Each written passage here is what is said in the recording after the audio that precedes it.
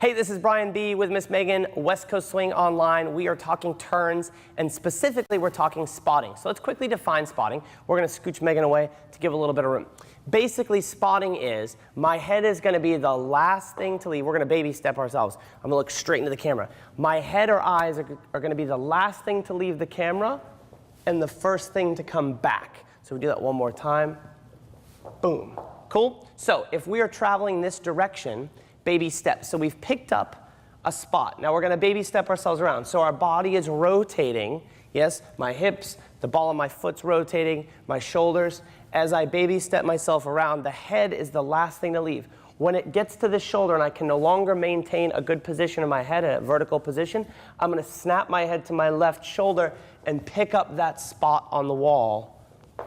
Cool? And that's what we call spotting. So here's my more practical drill. The baby step drill is a good to understand the head moving from one shoulder to another.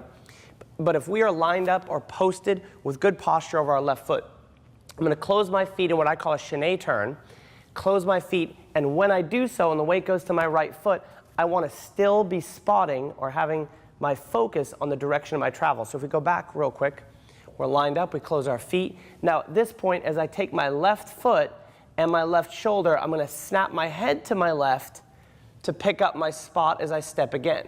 So I leave the turn in the same position I entered it. So we close our feet and we reopen, snapping our head. Yes, if we scooch back, try that again. So in a scenario of an inside turn where we've had two walks, 1, 2, and I'm prepped, I have my 3 and,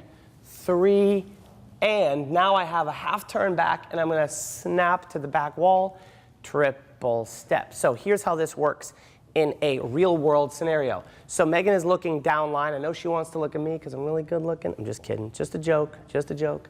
1, 2. She's looking down line. 3 and. She's going to pick up 3 and. Now to be sharp, she's going to look back the direction just to see if I'm there. And we anchor step 5 and 6. So we have a 1, 2, 3 and 4, 5 and 6. So couple different things, thoughts on spotting. A lot of times people who get dizzy say that spotting helps.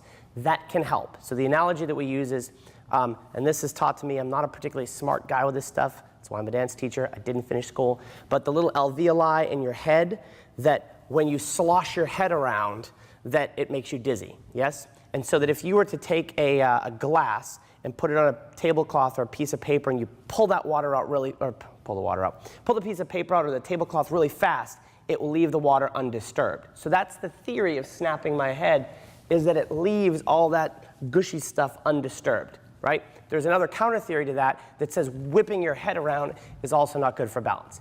In my experience, as we get better at spotting and becoming comfortable with where we're traveling and where we're looking, that tends to help most people from getting balance. So it's a twofold thing. Number one, it can help with balance and getting dizzy. And number two, it's just going to flat look cooler, faster, and more crisp. So there's spotting to help your turns.